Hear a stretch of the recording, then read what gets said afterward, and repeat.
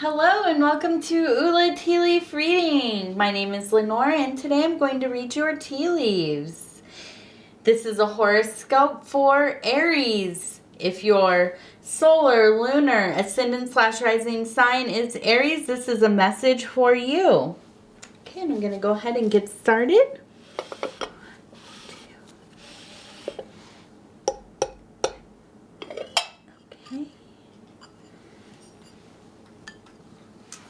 So if you're new to the channel, thank you so much for clicking on the video. And if you are returning, thank you for coming back. Please think about liking, subscribing, maybe leaving a comment.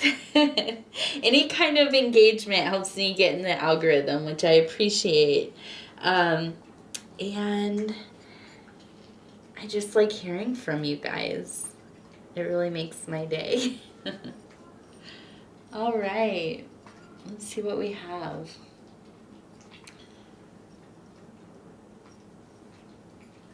Well, okay, so before we even turn it, I just want to start here. This one is so interesting. It looks exactly like a little grasshopper, and it's so pretty, and I want to see if I can just get this light on here a little. Let me see if I can move it over a little bit. Okay, there we go. And this mix of leaves, tea leaves that I'm using is called Buckingham Palace Garden Party. And I don't usually use it, but I thought that I would try something different today because it has like these little pretty embellishments. And I think these are blue cornflowers.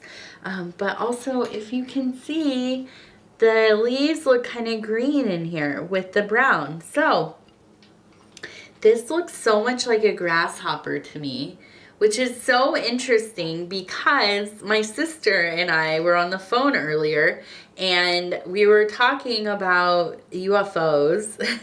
And I hope she's okay with me saying this, but we were talking about UFOs and she had mentioned this UFO that had little feet like a grasshopper. So it's really interesting and very like the cosmos aligned. The universe is speaking to me, and here is a grasshopper. Now, what does this have to do with you, Aries? Okay, we'll disregard any of the other stuff that I was just saying, but for a grasshopper as a symbol in a tea leaf reading here, my relationship to the symbol of the grasshopper is this. It is a being who is a backyard spirit. This is something that lives, so many of them are around us, especially, you know, during the summer. Okay, up here where I live, it gets very cold, so there's no bugs, basically, unless they're in your house.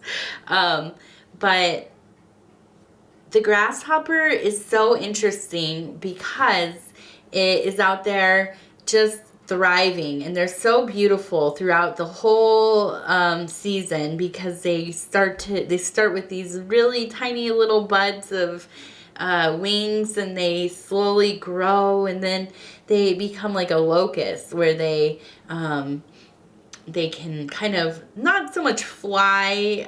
It's kind of like a wind glider. They kind of flap around, but they're so beautiful. So there's a beautiful metamorphosis. But the thing about the grasshopper too is, like, when you get close to them, their eyes are just enchanting. They look like they have galaxies inside of them.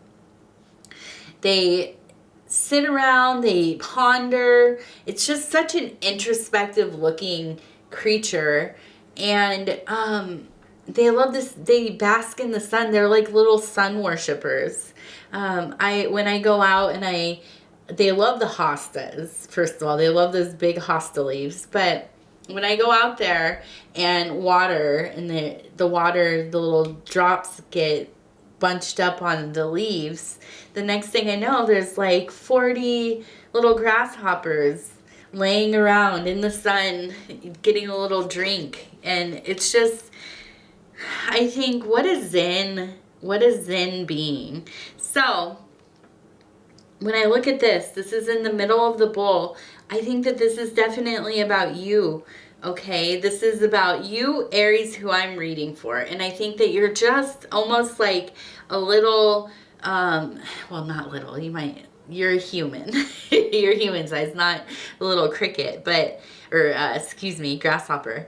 You are just very wise beyond your years. Yeah, I think that you're very thoughtful. I think that you really kind of make plans before you make a move. I don't think that you're very impulsive. Although, let's face it, Aries is kind of notoriously a hot-headed kind of person. That doesn't always mean that's true. I think this Aries who I'm reading for, you are very meticulous in your life. Not just in like your career path, but just really in all spheres of your life. You really think things out. You are really, you think before you speak. Okay, you're a quieter person, possibly. I think that, you know, you don't like to waste your words. You're not into the, like, frivolous, you know, ramblings. And, you know, I am. I'm quite the opposite. I could go on and on and on and on. And I'm not a good storyteller, so it's not always very interesting. It's just literally rambling sometimes. But I don't think that that's you at all, okay? And let's go ahead and turn this. See what we can see if it looks like anything else on any other side.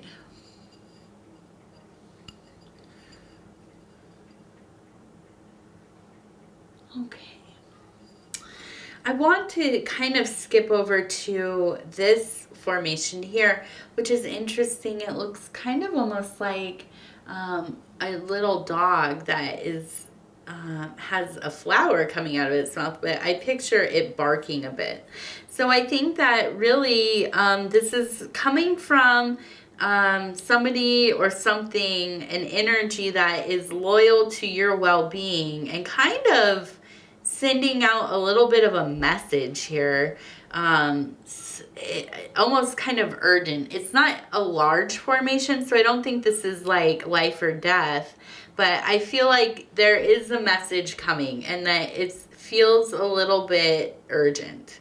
So this will be coming soon. It's facing towards the future, which is the right side, and so that should be coming soon. I don't know if it will be in this reading or if this means that you'll be getting like a phone call or a message or something, but keep a lookout for that. And it's somebody that you can trust. Usually the dogs, depending on kind of their posture anyways, tend to be a symbol of somebody who is loyal and kind of a friend in your life. Okay, now I'm just kind of looking around here. Okay, so here's a hummingbird, and it looks like it's in flight, maybe checking out some flowers. The hummingbird is, to me, a very creative symbol. It could be a symbol of some anxiety or kind of flitting around, not really applying yourself to one thing. But I think definitely here in this context, it makes me think that you're having a moment of inspiration, creativity is flowing. I think that you are looking for a project. I think you just really have the will and intention, desire to find something to be your outlet. Okay, and I think that's wonderful. This time of year is a great time to be working on things if you're in the winter or the summer, depending on if you're in the northern or southern hemisphere. Here it's winter, so we're inside a lot, and depends on where you're at. But I'm in the way north of the United States, so it's cold and it's very snowy. It's actually snowing as we speak, so we're inside a lot. It's a good time to take on some projects and really put that energy into creating, so you don't get stagnant and you don't get cabin fever, which is a very real thing. I did not know that until I moved from California. And where I lived in California, we didn't have snow really. And it just, even where it snows, it's not super cold like it is up here. So I did not know that cabin fever was a real and true thing.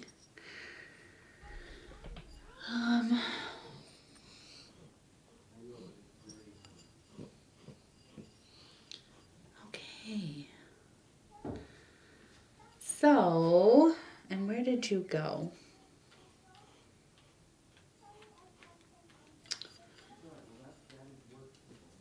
Okay. You might hear my family beneath me. I don't know what it sounds like, where they're from, or if you can hear them at all, but they are in the basement having fun. I see this looks like a cat, kind of curled up, relaxing. And this looks like maybe like a wizard or a wise man. Okay, and I see kind of standing there, you can see the beard and the hat. And let me think, what is this about? What's that little...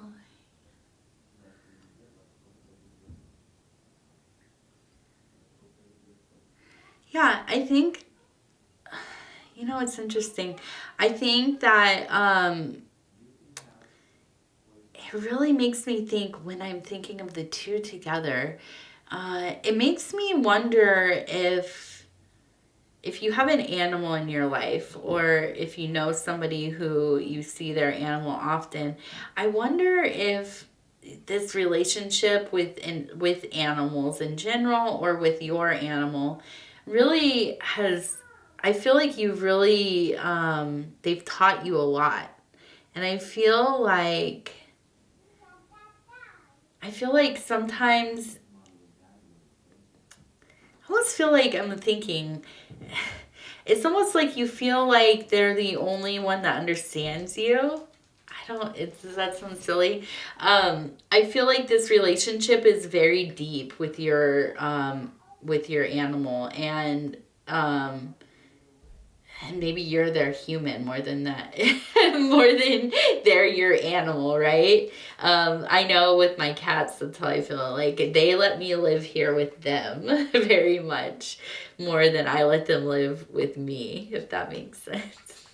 But I feel like this is such an important relationship. I think that I just get this feeling that you stop and think, like, I would feel so alone sometimes if I didn't have your dog or your cat or whatever they are.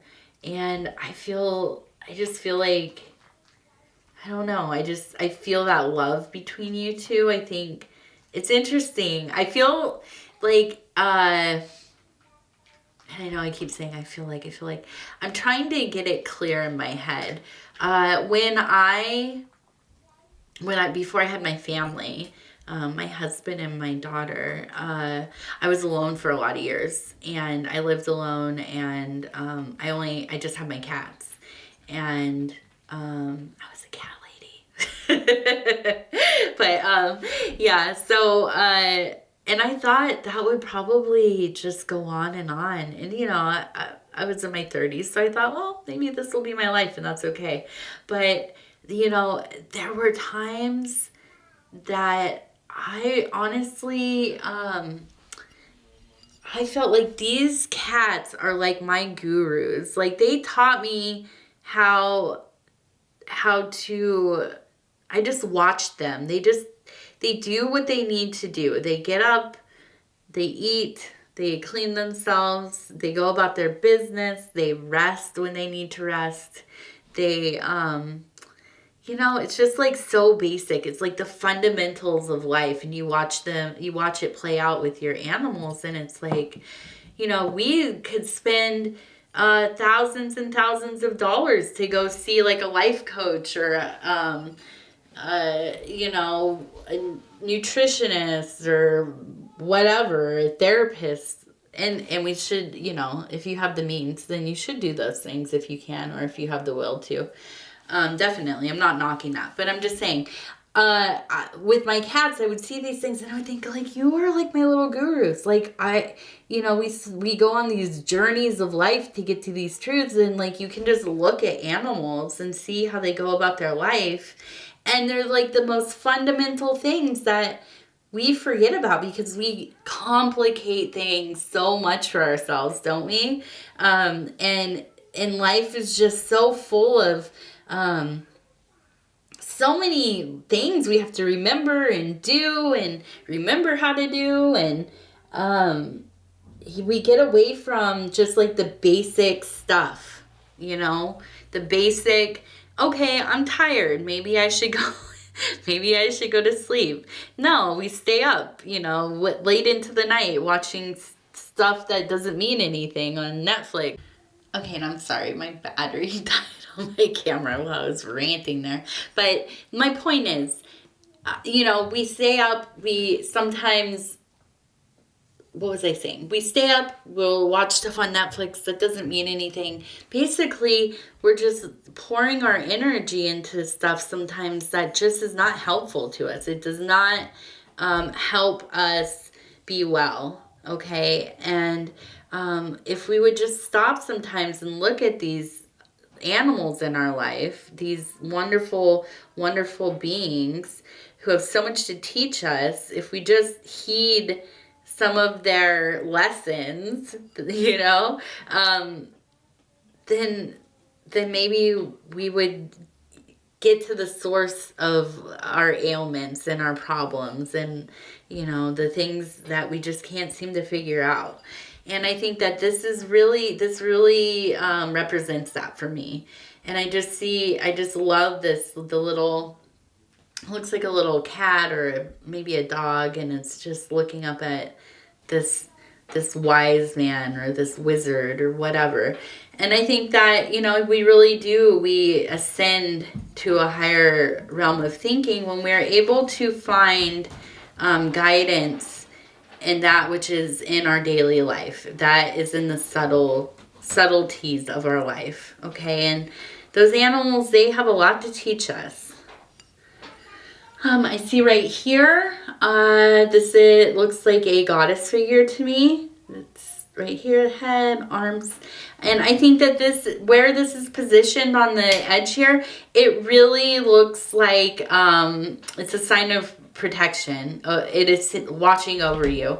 I think that this like divine feminine energy is really looking out for you right now.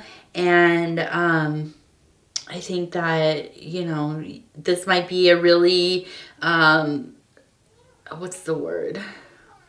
It might be just like a auspicious time for you to start something, put some effort into a project. I think that you're really being looked out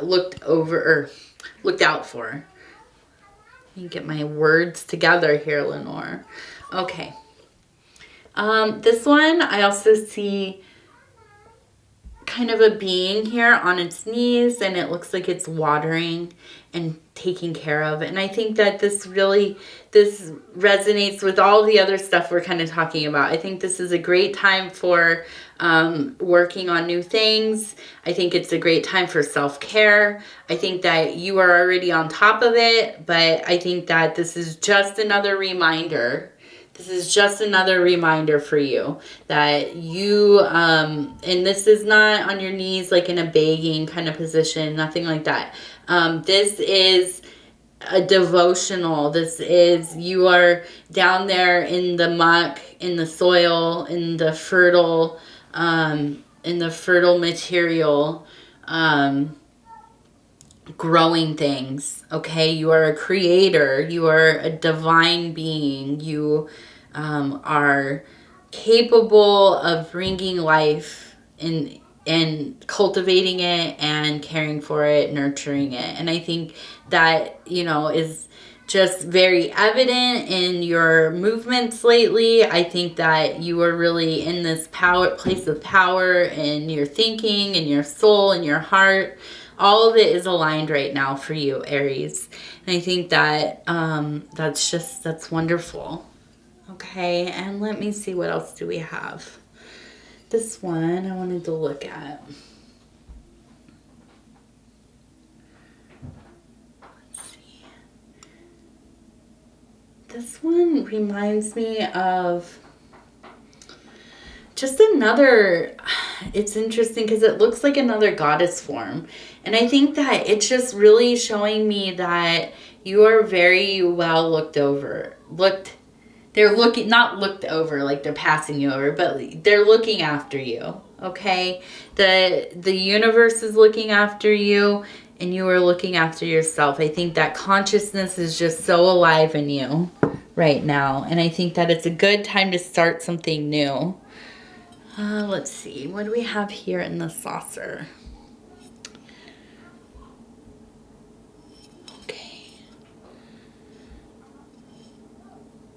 So I see mostly, and especially because this little bird down here is by itself on the rim, I really think that you're just in a play, and let me show you. The little bird here is down on the rim by itself. I really think that you're in a place of doing work by yourself. I think that you really are on this like solo adventure.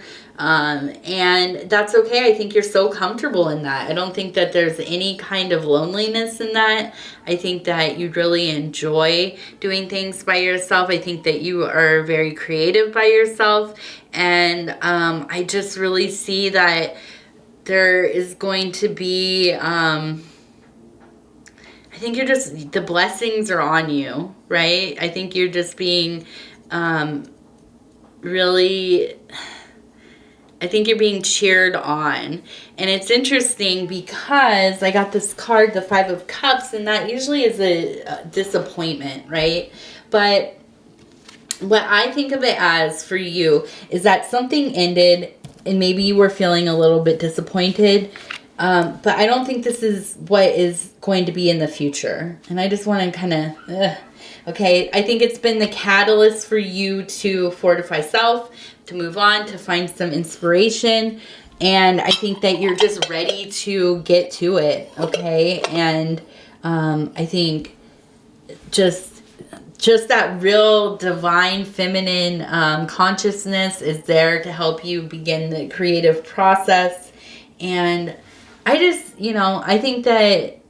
I mean, you already seem like a very put together person, just from what I'm seeing in here. I think that these little disappointments, they happen and you just take it in stride. And I think that's just in your nature. Okay. And yeah, so I think that's wonderful. And thank you, Aries. I think that's the reading. Yeah, so if you are interested in maybe seeing what happens next, it'll be in about 12 days when I get back to your sign.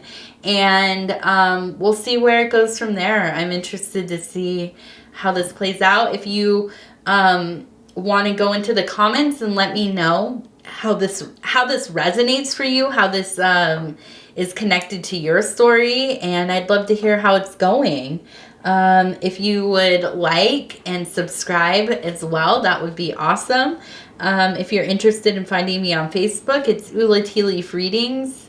And on Instagram, Ula of the Tea. If you're interested in a personal reading, my email is in the description. You can email me and we will set that up.